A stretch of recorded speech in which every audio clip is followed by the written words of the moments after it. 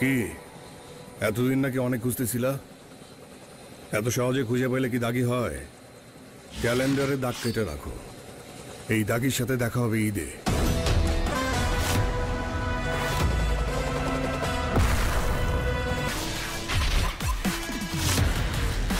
একটা কথা মনে রাখবা, তোমাদের সাথে দেখা হবে সিনেমা হলে। ক্লিয়ার?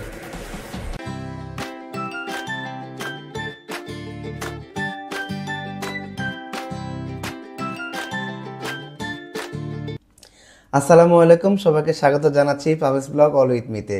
দর্শক, আমি পাভেল আছি আপনাদের সাথেই নতুন আরও একটি রিয়াকশন পর্ব নিয়ে হাজির হয়ে গেলাম আপনাদের সামনেই।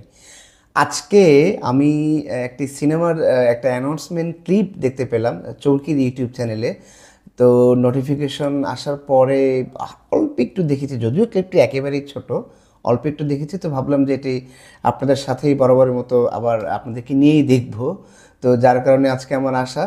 তো আজকে ডিসেম্বরের 8 তারিখ, সম্ভবত অভিনেতা আফরান নিশোর জন্মদিন। তো সেখানে ইউটিউব যে তাদের চ্যানেলে চরকির, ওইখানে লেখা ছিল যে জন্মদিনে আফরান নিশোর উপহার। এই বিষয়টা এরকমই ছিল, আমি একটু দেখেই বলছি। জন্মদিনে আফরান নিশোর উপহার এবং সিনেমা হল কাঁপাতে আসছে বহুল প্রতীক্ষিত দাগি, এবং পরিচালনায় আছেন শিহাব শাহীন, প্রযোজনায় SVF Alpha I Entertainment Limited ও চরকি। দেখা হবে ঈদে। তার মানে ধরেই নিচ্ছি 2025 সালের ঈদে দাগি সিনেমাটা সম্ভবত মুক্তি পাবে, এবং সেটারই একটি অ্যানাউন্সমেন্ট ক্লিপ নিয়ে চরকির ইউটিউব চ্যানেলে তারা আজকে দর্শকদের জন্য এটা রিলিজ করেছে। তো আসুন আর কথা না বাড়িয়ে আমি আগে অ্যানাউন্সমেন্টে কী আছে তাদের একটু দেখে নিই। আপনাদের সাথেই দেখবো ভেবেছিলাম, এই কারণেই আপনাদের সাথে নিয়ে এটা দেখা। তো দেখি কেমন হয়। ওকে, শুরু হলো চরকি SBF। ও, মিউজিকটা কিন্তু সুন্দর, মানে ব্যাকগ্রাউন্ড মিউজিক আস্তে আস্তে কিন্তু বাংলা সিনেমার ব্যাকগ্রাউন্ড মিউজিক কিন্তু আস্তে আস্তে একটু পরিবর্তন হচ্ছে। সো দেখি 1 মিনিট 27 সেকেন্ডের।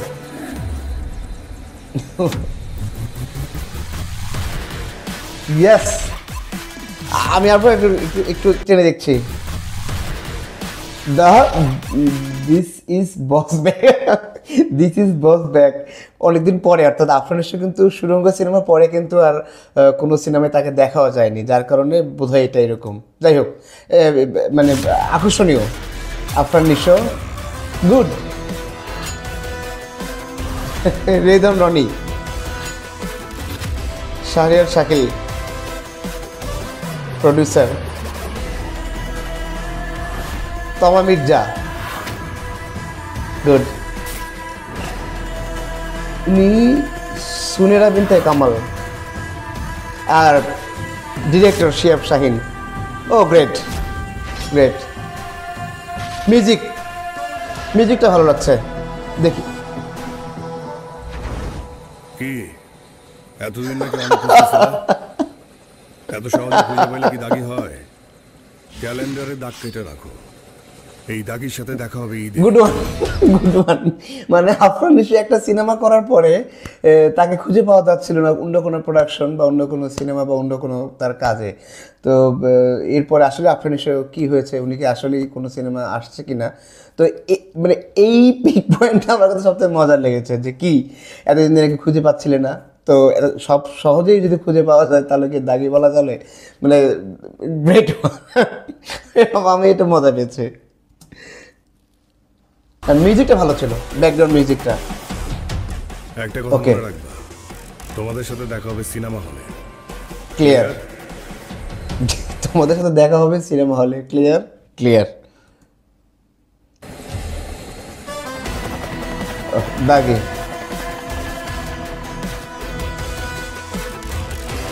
ঈদ 2025, কিন্তু কোন ঈদ সেটা মেনশন করেনি। তো যাই হোক, আমাদের ট্রেলারটি শেষ হয়ে গেল। অর্থাৎ সরি, আমি ট্রেলার বারবার ট্রেলার বলছি, আসলে সবসময় ট্রেলার দেখে অভ্যস্ত। তো অ্যানাউন্সমেন্টটা এবার আসলে বাংলাদেশের সিনেমা ইন্ডাস্ট্রিতে আপনার ট্রেলারের আগে ডেট অ্যানাউন্সমেন্ট, যেটা অন্যান্য সিনেমাগুলোর ক্ষেত্রে হয়, বলিউড বা হলিউডের সিনেমাগুলোতে ডেট অ্যানাউন্সমেন্ট হয়, আপনার নেম অ্যানাউন্সমেন্ট হয়। হ্যাঁ, তো এটা বাংলাদেশের সিনেমার ক্ষেত্রে একটু নতুন, সবেমাত্র শুরু হয়েছে। এর আগে তুফানে বোধহয় ছিল। তো এটা আলফার সেটাও কিন্তু Alpha SBF, Alpha I Chorki SBF এর জয়েন্ট প্রোডাকশনেই ছিল। তো যাই হোক, যেটা বলছিলাম যে আমি আসলে ভিডিও মানে আপনার এই অ্যানাউন্সমেন্ট ক্লিপটা দেখার সময় কিন্তু আপনাদেরকে বললাম যে ওনার একটা ডায়লগ ছিল যে কি এতদিন ধরে বেশি মানে খুঁজছিলেন নাকি, তো এত সহজে দাগি হওয়া যায় কিনা বা এই টাইপের কিছু একটা। তো সিনেমা অ্যানাউন্সমেন্টে দাগি, যেটা বুঝতেই পারছি যে আসলে কোনো একটা অপরাধ জগতের গল্প হতে পারে বা থ্রিলার গল্প হতে পারে।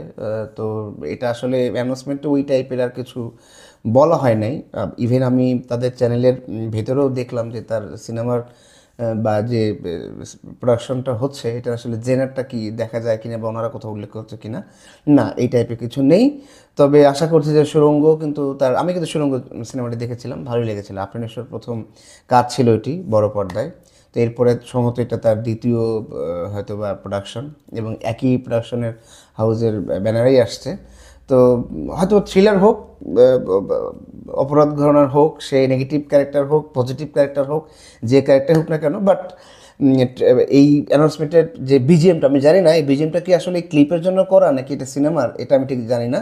বাট সর্বপ্রথম বিজিএমটা আমাকে ভালো লেগেছে, যে একটা অ্যাট্রাকটিভ, যেটা হয় না যে অন্য অন্য পার্শ্ববর্তী যে ছবিগুলো হয় বা বিগ বাজারের ছবিগুলোতে যখন অ্যানাউন্সমেন্ট টিজারগুলো আসে তখন কিন্তু এখানে অনেক ভালো ভালো কিন্তু মিউজিক ব্যবহার করে। তো এই মিউজিকটা আমার কাছে ভালো লেগেছে। আর সাথে তমা মির্জা ছিল, সুরঙ্গর যে সুরঙ্গতে যিনি ছিলেন উনি আছে। সুনেরা বিনতে কামাল, ওনাকে আমি এখানে নতুন দেখছি। ওনার কাজ আগে আমার দেখা হয়নি। আর একটি বিষয়, শিহাব শাহিনকে দেখলাম, দুই প্রযোজককে দেখিয়েছে শাহরিয়ার শাকিল এবং রেদওয়ান রনি।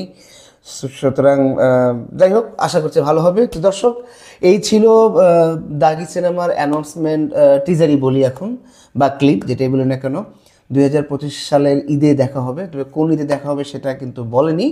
তো যাই হোক, দুই ঈদের একটা ঈদে হয়তো রিলিজ পাবে, এবং সুরঙ্গ সিনেমার মতোই আবার একটি বিশাল ধামাকা হবে এই দাগি সিনেমা নিয়ে। আর শিহাব শাহিনের যথেষ্ট, ওনার কাজ আমি দেখেছি, খুব ভালো লেগেছে। বাট বড় পর্দায় ওনার আরও কাজ ছিল বোধহয়। তো এটি হয়তো একটা বিগ স্কেলে তিনি নিয়ে আসতেন, ভালোই হয়তো হবে। আর আফরিনেশ্বর তো নিঃসন্দেহে একজন ভালো অভিনেতা, তার কাছ থেকে ভালো কিছুই প্রত্যাশা করে দর্শক এবং পাবে, সেটাই আমি আশা করছি। তো যাই হোক, এই ছিল আপনার পুরো দাগি সিনেমার অ্যানাউন্সমেন্টটি। আর বাকিগুলো তো আপনারা যদি আবার কেউ দেখতে চান তাহলে তো তার চরকি যে ইউটিউব চ্যানেল আছে সেখানে আপনি এই লিঙ্ক কে দেখতে পারবেন, অর্থাৎ ইউটিউব চ্যানেলে দেখতে পারবেন যদি কেউ দেখতে চান, বা যদি কেউ রিয়েল ফিলিংসটা বা রিয়েল যে ইয়েটা দেখতে চান, ঠিক আছে, অ্যানাউন্সমেন্ট টিজারটি দেখতে পারেন। তো যাই হোক, আজকে এখানেই শেষ করছি। সিনেমা তো যখন বড় পর্দায় আসবে তখন সবাই দেখতে পাবে, আমরাও দেখবো, আমিও দেখব।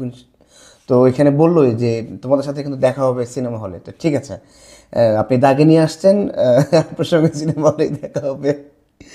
তো এই ছিল আমার টিজারটি, আজকে এই পর্যন্ত খুব শর্টে শেষ করলাম। আশা করছি আমার এই রিয়াকশন পর্বটি আপনাদের ভালো লাগবে।